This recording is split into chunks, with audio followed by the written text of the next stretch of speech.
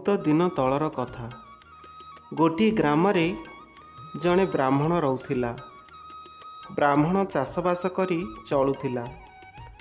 ତା ପାଖରେ କିଛି ଚାଷ ଜମି ଥିଲା, ଯେଉଁଥିରେ ଭଲ ଫସଲ ହେଉଥିଲା ଓ ତାର ଦିନ ମଜାରେ ମଜାରେ କଟି ଯାଉଥିଲା। ତା ଚାଷ ଜମି ପାଖରେ ଗୋଟିଏ ପୋଖରୀ ଥିଲା। ଦିନେ ଖୁବ୍ ଗରମ ହେଉଥିଲା। ବ୍ରାହ୍ମଣ କ୍ଷେତରେ କାର୍ଯ୍ୟ କରୁଥିଲା। ଦ୍ୱିପ୍ରହରେ ସେ ଗାଧୋଇବା ପାଇଁ ପୋଖରୀକୁ ଗଲା। ଗାଧୋଉ ଗାଧୋଉ ତାର ନଜର ଗୋଟିଏ ସୁନେଲି କଙ୍କଡ଼ା ଉପରେ ପଡ଼ିଲା। ତାକୁ ସେ କଙ୍କଡ଼ା ବହୁତ ସୁନ୍ଦର ଲାଗିଲା। ସେ ତାକୁ ହାତରେ ଧରି ସ୍ନେହ କଲା। କଙ୍କଡ଼ା ମଧ୍ୟ ତାକୁ ଭଲ ପାଇଲା। ସେ ତାର ଷଣ୍ଢୁଆସି ପରି ଗୋଡ଼ରେ କେବେ ବ୍ରାହ୍ମଣର ନାକ ତ କେବେ ତାର ଓଠ କିମ୍ବା କାନକୁ ଧରି ଧୀରେ ଟାଣିଲା।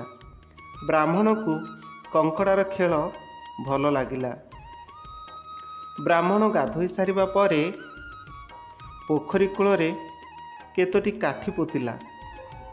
ତା ଉପରେ ନିଜର ଓଦା ଗାମୁଛା ଘୋଡ଼ାଇ ଗୋଟିଏ ଛୋଟ ତମ୍ବୁ ତିଆରି କଲା। କଙ୍କଡ଼ାକୁ ତା ମଧ୍ୟରେ ରଖିଲା, ଯେପରିକି କଙ୍କଡ଼ାକୁ ଗରମ ହେବ ନାହିଁ। ସନ୍ଧ୍ୟାରେ କାର୍ଯ୍ୟ ସମାପ୍ତ ହେବା ପରେ ବ୍ରାହ୍ମଣ ଦେଖିଲା କଙ୍କଡ଼ା ଗାମୁଛା ଛାୟାରେ ଆରାମରେ ଶୋଇଛି। ଏହା ଦେଖି ସେ ବହୁତ ଖୁସି ହୋଇଗଲା। ବ୍ରାହ୍ମଣ ଗାମୁଛା ନେଇ ଚାଲିବାକୁ ଲାଗିଲା, ତ କଙ୍କଡ଼ା ମଧ୍ୟ ତା ପଛେ ପଛେ ଚାଲିଲା। ସେ କଙ୍କଡ଼ାକୁ ଗାମୁଛାରେ ରଖି କହିଲା, ମିତ୍ର, ମୋ ସହିତ ମୋ ଘରକୁ ଯିବାକୁ ଚାହୁଁଛ କି? ଚାଲ, ତୋ ଭାଉଜ ସହ ଭେଟ କରାଇଦେବି। ଏହିପରି କଙ୍କଡ଼ା ସହ କଥା ହୋଇ ସେ ଘରେ ପହଞ୍ଚିଲା। ନିଜ ପତ୍ନୀକୁ କଙ୍କଡ଼ା ଦେଖାଇ କହିଲା, ଏଇ ସୁନେଲି କଙ୍କଡ଼ା ମୋର ମିତ୍ର ଅଟେ। ବ୍ରାହ୍ମଣୀ କହିଲା, ମଣିଷ ଓ କଙ୍କଡ଼ା ମଧ୍ୟରେ କ'ଣ ବନ୍ଧୁତା ହୁଏ? ତାପରେ ବ୍ରାହ୍ମଣ କହିଲା, କାହିଁକି ନୁହଁ? ପ୍ରେମ ଓ ବିଶ୍ୱାସ ଥିଲେ ଯାହା ସହିତ ମଧ୍ୟ ବନ୍ଧୁତା ହୋଇପାରେ।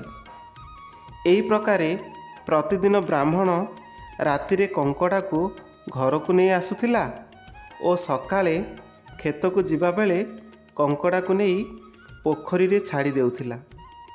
ବ୍ରାହ୍ମଣର କ୍ଷେତ ପାଖରେ ଗୋଟିଏ ତାଳ ଗଛ ଥିଲା। ସେଇ ଗଛରେ ଗୋଟିଏ କାଉ ଦମ୍ପତି ରହୁଥିଲେ। ସ୍ତ୍ରୀ କାଉ ବହୁତ ଲୋଭୀ ଓ ପେଟୁ ସ୍ୱଭାବର ଥିଲା। ସେ ସବୁଦିନ ବ୍ରାହ୍ମଣକୁ ଦେଖି ଭାବୁଥିଲା, ଏହାର କେତେ ବଡ଼ ବଡ଼ ଆଖି, ବହୁତ ଚର୍ବି ଥିବ ଆଖିରେ, ଖାଇଲେ ଖୁବ୍ ସ୍ୱାଦିଷ୍ଟ ଲାଗିବ।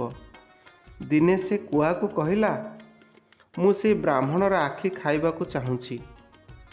କୁଆ ତାକୁ ବହୁତ ବୁଝାଇଲା, କିନ୍ତୁ ସ୍ତ୍ରୀ କୁଆ କିଛି ବୁଝିଲା ନାହିଁ। ଜିଦି କଲା, ତାର ଆଖି ଆଣି ଖୁଆଅ। ବ୍ରାହ୍ମଣକୁ ଦେଖିବା ମାତ୍ରକେ ସ୍ତ୍ରୀ କୁଆର ପାଟିରୁ ଲାଳ ଝରୁଥିଲା। କୁଆ ତା ସ୍ତ୍ରୀର ଇଚ୍ଛା ପୂରଣ କରିବାକୁ ଚାହୁଁଥିଲା, କାରଣ ସେ ମା ହେବାକୁ ଯାଉଥିଲା। ମା ହେବାକୁ ଥିବା ସ୍ତ୍ରୀର ହୃଦୟରେ ଦୁଃଖ ଦେବା ଠିକ୍ କଥା ନୁହଁ। ଦିନେ କୁଆ ଉଡ଼ିଗଲା ବେଳେ ଦେଖିଲା ଗୋଟିଏ ଭୟଙ୍କର ନାଗ ତା ଗାତରେ ପଶୁଛି।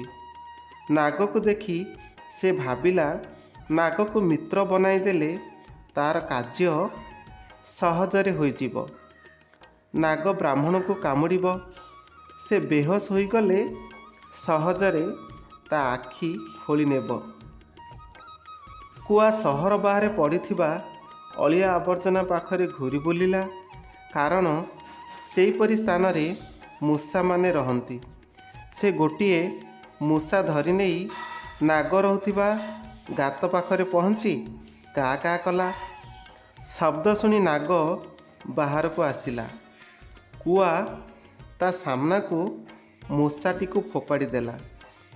ନାଗ ସାଙ୍ଗେ ସାଙ୍ଗେ ମୂଷାକୁ ଖାଇଗଲା। ଏବେ ପ୍ରତିଦିନ କୁଆ ମୂଷା ଆଣି ନାଗକୁ ଖୁଆଇଲା। କିଛି ଦିନ ମଧ୍ୟରେ ଦୁହିଁଙ୍କ ମଧ୍ୟରେ ମିତ୍ରତା ହୋଇଗଲା। ଦିନେ କୁଆ ମିତ୍ର ନାଗକୁ କହିଲା, ନାଗ ଭାଇ, ତୁମ ଭାଉଜକୁ ଗୋଟିଏ ଲୋକର ଆଖି ଖାଇବାକୁ ଭାରି ଇଚ୍ଛା। ତୁମେ ସାହାଯ୍ୟ କଲେ କାର୍ଯ୍ୟ ହୋଇଯିବ।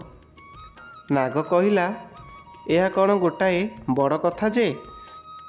ତୁମ ପାଇଁ ମୁଁ ମୋ ପ୍ରାଣ ମଧ୍ୟ ଦେଇଦେବି।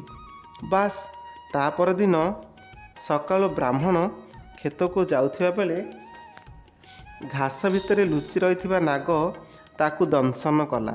ବ୍ରାହ୍ମଣ ଚିତ୍କାର କରି ତଳେ ପଡ଼ିଗଲା। ତାର ଗାମୁଛା ଗୋଟିଏ ଆଡ଼େ ପଡ଼ିଲା।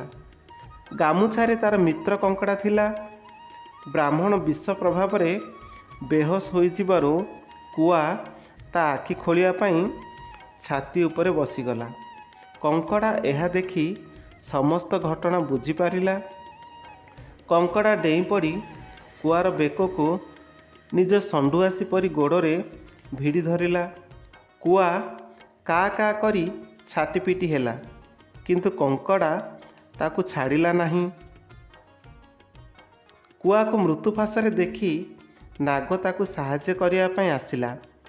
କଙ୍କଡ଼ା ତାର ଅନ୍ୟ ଗୋଡ଼ରେ ନାଗର ଗଳାକୁ ଧରି ପକାଇ କହିଲା, ତୁ ଚୁପଚାପ ମୋ ମିତ୍ରକୁ ଯେଉଁଠାରେ କାମୁଡ଼ିଥିଲୁ ସେଇଠାରୁ ବିଷ ଶୋଷି ନେ, ନଚେତ୍ ଉଭୟଙ୍କର ବେକ ମୋଡ଼ିଦେବି। କଙ୍କଡ଼ା ଅତି ସତର୍କ ଥିଲା। ନାଗ ଦେଖିଲା ଖସିବାର ଆଉ ବାଟ ନାହିଁ। ସେ ବାଧ୍ୟ ହୋଇ ବିଷ ଶୋଷି ନେଲା। ସେ ସବୁ ବିଷ ଶୋଷି ନେବା ମାତ୍ରକେ କଙ୍କଡ଼ା ଦୁହିଁଙ୍କ ବେକ ଚିପି ମୁଣ୍ଡ ଗଣ୍ଡି ଅଲଗା କରିଦେଲା। ଆଉ କହିଲା, ତୁମ ପରି ଦୁଷ୍ଟ ଜୀବିତ ରହିଲେ ସମସ୍ତଙ୍କ ପାଇଁ ବିପଦ ସୃଷ୍ଟି ହେବ। ବ୍ରାହ୍ମଣର ହୋସ୍ ଫେରି ଆସିଲା। ସେ କଙ୍କଡ଼ା, ମଲା ସାପ ଓ କୁଆକୁ ଦେଖି ସବୁ କଥା ବୁଝିପାରିଲା। ସେ ମିତ୍ର କଙ୍କଡ଼ାକୁ ଛାତିରେ ଲଗାଇ ନେଲା। ସେତେବେଳକୁ ଅନ୍ୟ ଲୋକମାନେ ଆସି ସେଠାରେ ଜମା ହୋଇଯାଇଥିଲେ। ବନ୍ଧୁମାନେ, ଏହି ଗଳ୍ପରୁ ଆମେ ଶିଖିଲେ ମିତ୍ରତା କୌଣସି ଦୁଇ ପ୍ରାଣୀଙ୍କ ମଧ୍ୟରେ ହୋଇପାରେ। କେବଳ ପ୍ରେମ ଓ ବିଶ୍ୱାସର ଆବଶ୍ୟକତା ଥାଏ। ଧନ୍ୟବାଦ।